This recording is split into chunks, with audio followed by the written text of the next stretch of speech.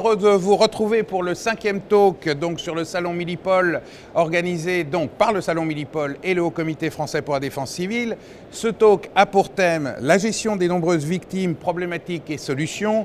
Et je vous rappelle que comme tous les jours, vous pouvez nous suivre et réagir sur le compte Twitter Talkshow Milipol. Donc nous attendons vos commentaires et vos réactions si vous le voulez bien. Donc pour nous accompagner sur ce talk, 3 invités ce matin. Tout d'abord le médecin en chef Stéphane Travert du service médical d'urgence de la brigade des sapeurs-pompiers de Paris, que je remercie d'être avec nous. Et ensuite 2 industriels. Tout d'abord monsieur Dave Andronet, qui est chargé d'affaires commerciales dans la société Los Bergers, donc il travaille beaucoup sur des aspects de shelter et d'abritement, il nous en parlera. Et puis également donc monsieur Stéphane Schmoll, directeur général de la société d'Everywhere, qui est bien connu dans le domaine des systèmes, je dirais, d'appel et de suivi de géolocalisation. Je vais y arriver, ce matin c'est un peu dur, c'est le 3e jour, on sent déjà la fatigue arriver. Non, je plaisante. Alors, nous allons démarrer sur cette thématique de gestion de nombreuses victimes, peut-être par une première question pour vous, docteur. Qu'est-ce que c'est que de nombreuses victimes pour un praticien comme vous? C'est un événement qui compte quelques personnes, quelques dizaines de personnes, quelques centaines de personnes, quelques milliers. Comment ça se passe? Où sont les bascules? Quel est votre sentiment de professionnel des secours? Alors une première chose qu'on peut dire, c'est qu'il n'y a pas de seuil au sens propre du terme. Tout dépend en fait, ce qui pour nous est un afflux de victimes, c'est l'inadéquation entre le nombre de victimes et les moyens. Donc je m'explique, une région un petit peu isolée avec une équipe médicale, un SMUR, une équipe médicale, s'il y a 10 victimes, c'est déjà beaucoup. Un service d'urgence qui reçoit 10 blessés graves à la fois, c'est beaucoup, c'est un afflux de victimes. En revanche, si la situation était un petit peu plus cadrée, s'il y a 10 équipes médicales, 10 victimes graves, c'est tout à fait gérable. Ça reste un afflux, mais facile à gérer. Donc tout dépend de l'inadéquation entre le nombre d'équipes de secours et le nombre de blessés. À titre d'exemple, par exemple, en région parisienne, la directive générale pour les secours aux nombreuses victimes, ce qu'on appelle le plan rouge, se déclenche environ dans les 10 blessés graves. Un volume d'une dizaine de blessés graves correspond à une situation qui est hors norme. Et dans les dizaines de blessés graves après, on peut aller jusqu'à quels sont les seuils qui vont faire finalement que l'on va passer de la médecine d'urgence du quotidien à une médecine plus de catastrophe? Voilà, alors bien entendu, donc tous les mécanismes de médecine de catastrophe, de triage et de plan de secours se mettent en œuvre dès quelques victimes et dès une dizaine de victimes. Après, bien entendu, on se prépare à beaucoup plus de victimes, ça pourrait être des dizaines, des centaines, des milliers. Là, il y a 2 choses à prendre en compte. Il y a le nombre de victimes, il y a leur gravité, leur type de blessure. Il y aura aussi le nombre de sites. Par exemple, en région parisienne, pour ce qui nous concerne, on se prépare bien évidemment à avoir plusieurs sites de catastrophe à la fois, ce qui forcément complique la réponse des secours. Alors nous sommes dans un salon international, on parle pas seulement, je dirais, de la protection des villes, qui est effectivement un sujet extrêmement important, mais également, je dirais, des catastrophes naturelles, notamment qui peuvent se dérouler dans le monde. Et lorsqu'on voit ce qui se passe ces derniers jours aux Philippines, on a bien vu les problématiques, je dirais, d'acheminement de moyens de secours et de médicalisation. Donc dans ce cadre de catastrophe internationale, comment s'organise la prise en compte de nombreuses victimes? On est sur une toute autre échelle, on est plus sur un type d'opération militaire là? Oui, alors tout à fait. Donc l'échelle n'a rien à voir et les problématiques sont diverses comme vous le soulignez. Donc les problématiques médicales vont être en partie communes bien entendu. Toute la difficulté va être d'acheminer les bons moyens aux bons endroits. Donc on revient un petit peu à ce que je disais tout à l'heure, c'est une question de triage. L'idée vraiment est d'allouer les bonnes ressources au bon endroit. Donc c'est vrai au niveau local en région parisienne et ce sera vrai et encore plus compliqué au niveau international puisqu'il va falloir que de nombreux pays, de nombreuses organisations envoient dans un délai le plus court possible les moyens adéquats à la situation. Alors, je me tourne maintenant, on reviendra sur ces sujets, mais je me tourne vers M. Dave Andronet, donc chez Los Bergers, puisque vous, votre métier, c'est de produire de la logistique pour les situations d'exception médicales, notamment. Non, notre métier à nous, en fait, c'est d'abriter tout ce qui est l'homme et le matériel. Donc, on peut partir très bien d'un hôpital post-médical avancé, qui utilise souvent les pompiers sur des petites situations, aussi bien de grands hôpitaux jusqu'à 150 lits. On est aussi très présent pour tout ce qui est reconstruction d'habitats lors de catastrophes naturelles, en proposant des petites maisons, des bungalows ou des containers. Et donc, on est capable de répondre à n'importe quelle situation et dans un délai très court puisqu'on est capable d'avoir un stock de matériel qui nous permet de répondre au plus vite aux demandes aussi bien militaires, pompiers que sécurité civile ou différentes organisations non gouvernementales. Alors, depuis une dizaine d'années qu'on a vu effectivement fleurir, même un peu plus, les postes médicaux avancés, les systèmes d'hébergement rapide, quelle évolution notez-vous dans les besoins de vos clients? Alors, pour les besoins des clients, si on prend par exemple pour les besoins des pompiers, pour eux le plus important c'est la rapidité de mise en œuvre du poste médical et le poids du poste médical. Ils n'ont pas beaucoup de personnes à mettre à disposition, de ressources à mettre à disposition pour le poste médical, mais plus pour les victimes. Donc pour eux, le poste médical doit être quelque chose qui doit se monter rapidement et facilement. De même, pour on va dire les catastrophes naturelles, le plus important, c'est le délai de mise en œuvre des équipements. Donc on a besoin d'avoir des constructions qui se montent rapidement afin de pouvoir mettre rapidement les victimes dans des conditions… Quand vous dites rapidement un poste médical avancé aujourd'hui, c'est 5 minutes. 5 minutes. Un poste médical avancé, c'est 5 minutes. Et si je me place à l'international, un hôpital de 150 lits, une fois qu'il arrive, je dirais, au pied de l'avion? Ça va dépendre. Si on est parti sur un système gonflable, on va dire qu'en une journée, vous l'avez mis en place. D'accord, donc on est sur des délais très courts. Assez rapides. Alors je vais peut-être revenir avant de passer sur une question qui taraude toujours un petit peu les populations, les familles, etc. C'est dans les catastrophes, c'est tout de suite où sont les victimes, dans quel état sont-elles, où est-ce qu'on peut les retrouver, etc. C'est-à-dire qu'en fait, la gestion de nombreuses victimes. Alors comment faites-vous pour aborder cette problématique du suivi de la victime à partir du lieu où elle est prise en charge jusqu'à, je dirais, la mise en place dans une unité de soins ou de santé, hôpitaux ou autres? Alors c'est effectivement un des enjeux majeurs en cas de crise, c'est de pouvoir gérer l'information et le suivi des victimes dans un contexte qui peut rendre tout ça difficile.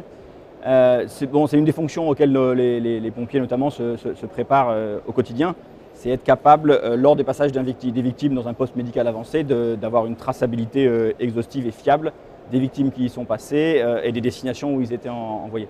Depuis quelques années, notamment en région parisienne, se développait un système qui s'appelle Sinus, voilà, on parlera peut-être un petit peu après, qui est un système tout bêtement de bracelet électronique avec un code barre couplé à des étiquettes autocollantes avec ce code barre et à une fiche médicale de l'avant, qui est un des outils importants en médecine de catastrophe, qui permet, même avec un nombre vraiment important de victimes, de garder une traçabilité parfaite de tous les patients qui ont été pris en charge par les équipes de secours. Alors ça nécessite deux choses. D'une part, d'avoir l'information sur les victimes, ce qui n'est pas toujours très facile à obtenir, mais ça nécessite aussi d'avoir des réseaux, d'avoir de l'informatique embarquée, d'avoir un certain nombre de choses.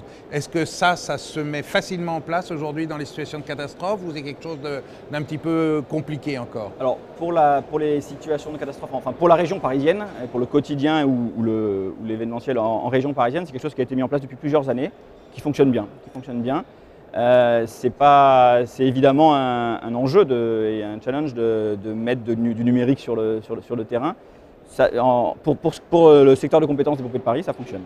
Alors deuxième question, une fois que vous avez ces informations, comment les faire passer, je dirais, parce que souvent c'est le plus difficile, vers les familles. On voit aujourd'hui de plus en plus, et on en parlera avec Stéphane Schmoll, des logiciels, des grandes entreprises, pour ne pas les citer, américaines, qui proposent des systèmes de person finder, des cartes renseignées par la population, donc une implication du citoyen. Comment faites-vous le lien entre cette logistique informatique opérationnelle et les besoins des citoyens, des familles, des impliqués qui sont, autour de la catastrophe? Alors là, il y a deux choses. Pour nous, pour les intervenants de terrain, l'enjeu, c'est d'avoir une saisie et une traçabilité de toutes les victimes qu'on a prises en charge. Après, donc par exemple dans le système Sinus, ces données vont être saisies et vont être transmises par Internet sur un site qui est ensuite de la responsabilité de la préfecture de police pour ce qui nous concerne. Nous, sur le terrain, notre responsabilité, c'est de tracer les personnes prises en charge. La préfecture de police ou les autorités en charge de la crise s'occuperont ensuite des relations avec les familles. Ça, c'est pas quelque chose qui va être fait en direct par l'opérateur de terrain.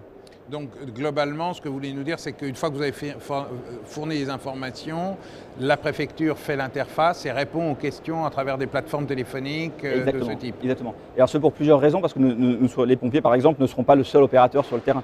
Le principe d'un système comme ça, c'est qu'il y a des données qui vont être manquantes au départ. On va prendre en charge des patients dont on n'a aucune idée de leur nom, dont on n'a aucune idée de leur adresse, etc. Par contre, le système va pouvoir être rempli au fur et à mesure par le SAMU, les pompiers, l'hôpital et la préfecture de la police, etc. D'accord. Donc un travail en commun. Alors cet aspect je dirais, de renseignement et d'information des populations, c'est un sujet important pour DevryWare, puisque vous y travaillez beaucoup, je crois. C'est un sujet important pour tout le monde. On a bien vu là dans ce qu'ont dit donc le docteur Traverse et M. Andrenet que parallèlement aux moyens capacitaires, l'information en tant que telle de ce qui se passe sur le terrain et autour est tout à fait fondamentale pour la gestion des nombreuses victimes et des crises autour de ça. Le qui, où, quand, c'est-à-dire où sont les gens, où sont les véhicules, est tout à fait fondamental pour arriver à bien gérer, prendre les décisions et déployer les bons moyens. Et nous, notre métier, effectivement, c'est de localiser en temps réel les individus, les véhicules, pour pouvoir dispatcher cette information et prendre des décisions, alors qu'on a une multiplicité d'acteurs dans la production d'informations et dans la consommation de cette information. Et comme ça a été dit, ils ne sont pas forcément du même métier, avec les mêmes missions. Et donc, notre métier, ça consiste à utiliser les technologies, que ce soit des centres serveurs, que ce soit des smartphones, que ce soit des moyens dédiés de localisation, et y compris avec les capteurs qui sont sur les victimes elles-mêmes, notamment un smartphone ou un téléphone par exemple, pour pouvoir recueillir la bonne information, la diffuser aux bonnes personnes et mettre en place des logiciels de traitement, de missionnement, de dépêcher les bonnes personnes au bon endroit pour les secours, voire pour, comme ça a été dit également, l'information des familles, qui est non seulement un sujet social important, médiatique, et également pour désengorger les centres d'appel, puisque, si j'ai bien compris, autour de la gestion des projets comme Sinus et tout, un des buts, c'est de désengorger les centres d'appel pour pas qu'il y ait saturation. Bien sûr, il y a des milliers de personnes qui vont appeler, donc tout ce qui peut être mis en temps réel sur Internet est important. Pas forcément sur Internet, parce que toute l'information n'est pas affichée partout, mais mettre à disposition des primo-intervenants et des professionnels du secours l'information dont ils ont besoin pour être efficients. Alors justement, ce qui est intéressant dans ce domaine de la géolocalisation qui ou quand, est-ce que c'est un domaine qui émerge, que vous voyez sentir dans les centres opérationnels? Oui, bien entendu. Je dirais donc tout ce qui est géolocalisation on parle de flotte de véhicules, je crois que c'est en cours ou c'est quasiment terminé à la brigade des sapeurs-pompiers de Paris, mais on va aller jusqu'à l'intervenant lui-même? Alors ça, à ce point-là, je ne sais pas. Ce qui est sûr, c'est que pour nous, c'est une aide majeure que de pouvoir localiser nos ressources. Je vous le disais tout à l'heure, notamment avec, en cas de, alors au quotidien pour pouvoir envoyer évidemment l'engin le plus proche ou la ressource la plus adaptée. Et dans l'exceptionnel, lorsqu'il y a plusieurs sites d'accident, lorsque les ressources sont limitées, pouvoir localiser en permanence les engins, c'est évidemment le présent et l'avenir. Alors justement, côté géolocalisation, je reviendrai un petit peu là-dessus, puisque bon, aujourd'hui, si j'ai bien compris, le système Sinus permet par étape un suivi. C'est-à-dire à chaque fois que l'on finalement fixe le code barre avec la machine, on a un lieu, mais on n'a pas une géolocalisation permanente de la victime. On pourrait l'imaginer, Stéphane? Oui, tout à fait. C'est quelque chose qui est technologiquement faisable, mais il faut voir en termes d'emploi si c'est le besoin numéro un des intervenants. Moi, ce qu'on m'a expliqué, c'est que sur le système Sinus, l'essentiel, c'est d'identifier la victime, de la taguer et de pouvoir savoir où est-ce qu'elle va être envoyée, dans quel hôpital, pour avoir la traçabilité au départ et à l'arrivée. La tracer en temps réel pendant le trajet, ce n'est pas forcément le plus important, mais il y a d'autres projets beaucoup plus importants. Par exemple, autour de ce que les victimes peuvent avoir sur elles, notamment un smartphone, et selon l'état de conscience de la victime, on peut imaginer, c'est ce qu'on fait à travers des projets européens, des systèmes qui permettent d'envoyer également un minimum de données médicales qui seraient stockées de façon sûre et consentante bien entendu dans son smartphone, qui permettrait aux intervenants de savoir comment prêter secours à la victime en situation de détresse sans faire d'impairs médicaux. Hein. C'est ce que le docteur Travers connaît bien. Une espèce de dossier médical sur smartphone essentiel, je dirais. Un mot à employer avec grande précaution vu les enjeux de protection des données personnelles, mais oui, un minimum de données qui serait indispensable pour le secours aux victimes. Et puis également, la possibilité pour des gens qui se croient victimes mais qui ne sont pas encore révélés comme étant des victimes officielles, de faire des appels d'urgence, je dirais, qualifiés, avec un minimum de données sur quelle est la nature de l'appel d'urgence pour pouvoir mieux le réceptionner, le sortir du bruit des nombreux appels au centre d'appel et puis y apporter la bonne réponse en fonction du type d'urgence ou de détresse signalée par la victime elle-même, si tant est que ce soit une victime. D'accord, donc avec un espèce de système de logiciel qui permet déjà du tri, du filtrage et de la qualification du problème. Alors, ces nouvelles technologies, pour revenir, et puis après on reparlera de l'intégration de ces nouvelles technologies dans les dispositifs, mais ces nouvelles technologies, elles ont quand même un impact important dans la gestion et dans l'acte médical, je dirais, dans le cadre de la catastrophe. Bien sûr, et de plus en plus. Après, il faut. Alors, je crois que moi je sépare un petit peu deux situations. Il y a le quotidien où le progrès permet, et c'est ce qu'on voit actuellement, de mieux soigner les victimes, tout simplement. Et puis il y a l'exceptionnel où il faut toujours trouver un compromis entre l'aide qu'apportent les nouvelles technologies et le besoin qu'on a de faire des choses vraiment simples et robustes. Donc c'est un compromis. Et la troisième chose, c'est que par contre, les engins qui sont mis en situation exceptionnelle doivent forcément être ceux du quotidien. Sinon, sinon on est sûr de se tromper. Donc ça veut dire que ces engins du quotidien doivent avoir quand même un volet de réponse à l'exceptionnel. Exactement. Voilà. Donc ça, c'est une prise en compte, une nouvelle approche qui est récente quand même. Tout à fait, qui date de quelques petites dizaines d'années. Exactement. C'est ça. Alors, est-ce que cette intégration des nouvelles technologies, on le ressent aussi dans le plus hardware que vous faites C'est-à-dire que de plus en plus, on nous demande des systèmes clés en main. Donc un hôpital, par exemple, clé en main. Donc dans cet hôpital, au départ, nous fournissions seulement, on va dire, les bâtiments, toutes les structures.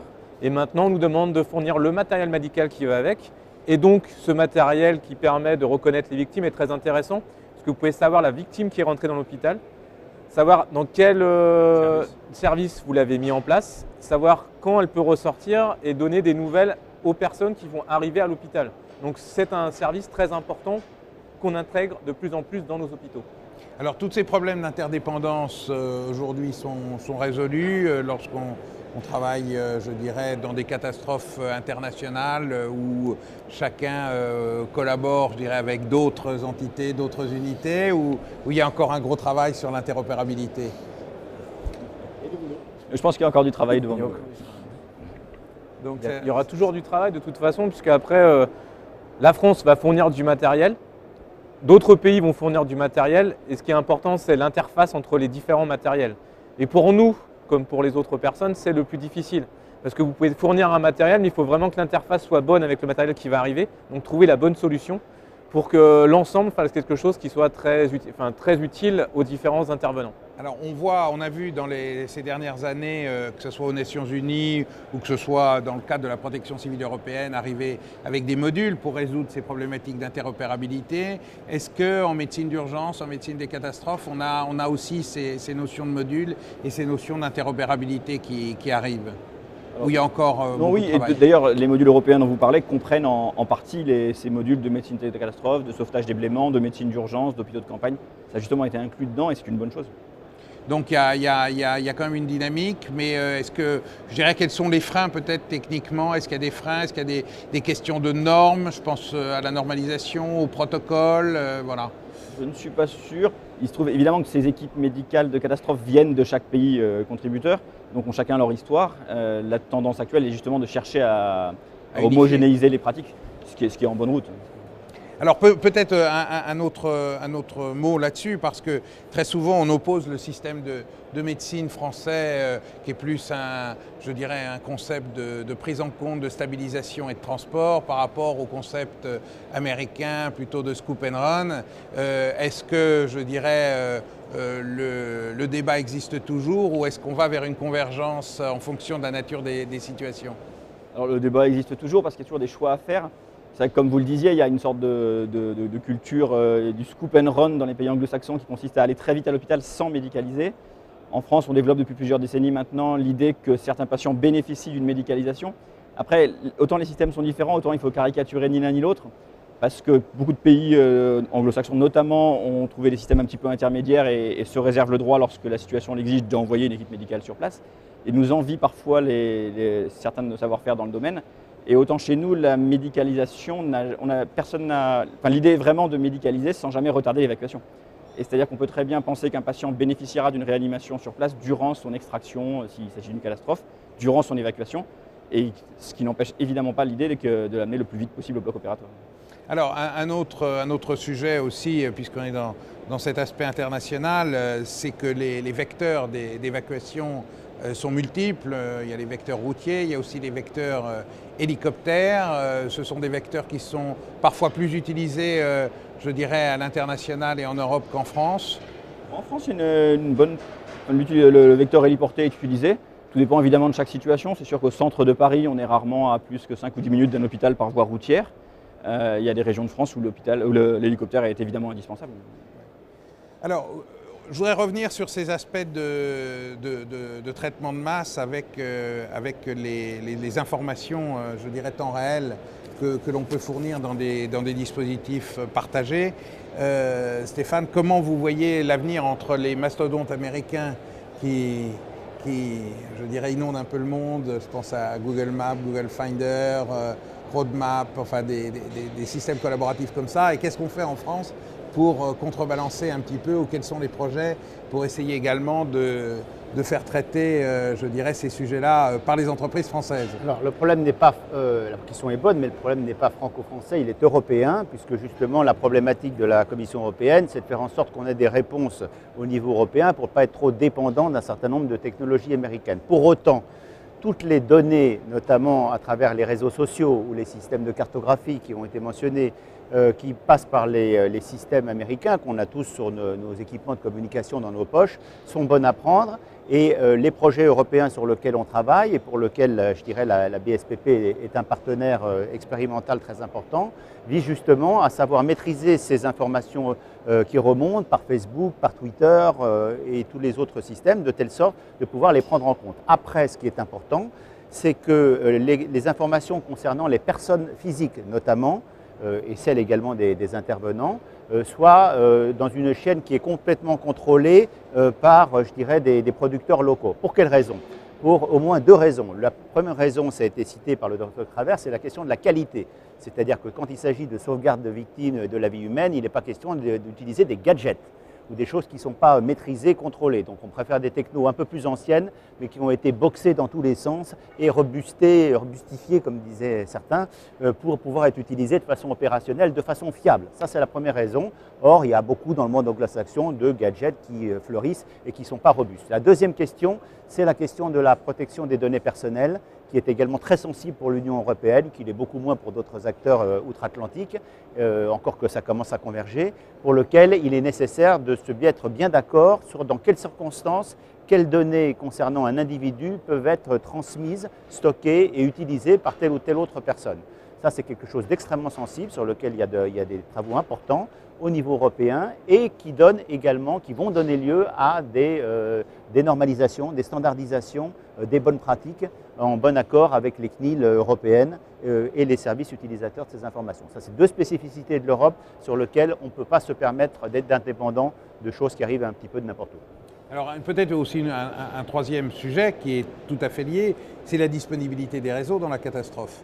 Parce que le sujet souvent que l'on a observé, c'est que les réseaux s'écroulent. En tout cas, les réseaux commerciaux, 3G, etc. On le voit même au quotidien parfois.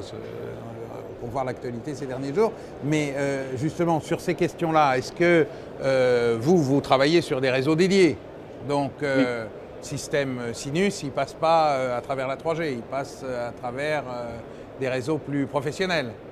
Oui, tout à fait. Ce qui est important dans ce genre de domaine pour nous, et c'est le cas pour Sinus, c'est que c'est une aide précieuse. Enfin, ça peut être une aide précieuse, mais ça ne doit surtout pas être empêché d'être capable de travailler en situation dégradée.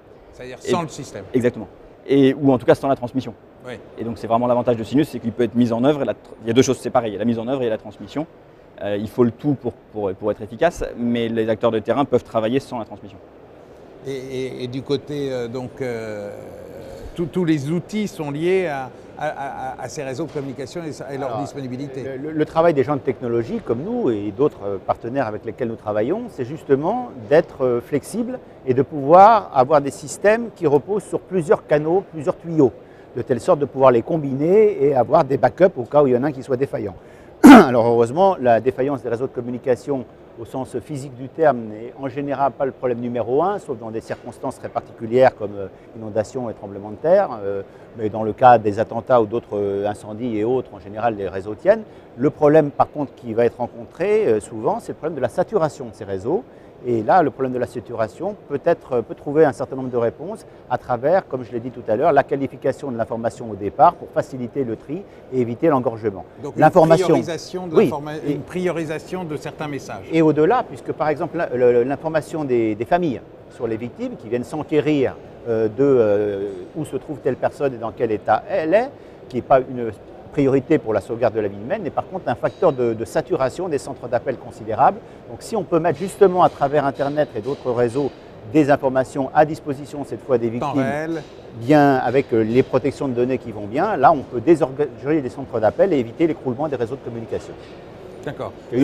L'utilisation, mais pas l'écroulement. Voilà.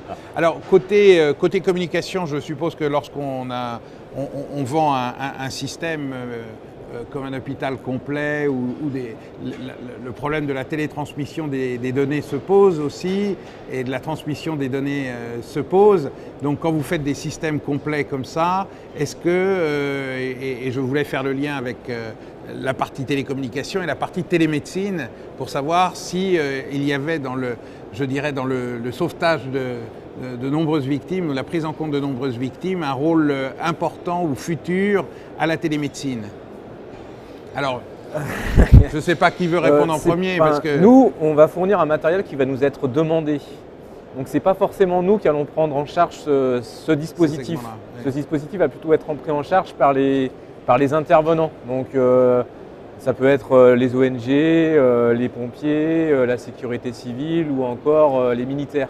Donc, c'est plutôt eux qui prennent en charge ce dossier-là. Oui, nous, on va seulement être, on va dire, dans l'apport d'aide pour proposer par exemple un endroit où implanter ou proposer ces choses-là. Mais ce n'est pas nous qui allons proposer les différents softwares ou les choses qui peuvent aider à la télémédecine. Les systèmes de télémédecine, mais c'est un sujet important, je pense. Là. Oui, c'est un sujet important. Alors au quotidien, on y est déjà. Au quotidien, c'est quelque chose qu'on utilise de plus en plus souvent en métropole entre une équipe médicale ou non et l'hôpital.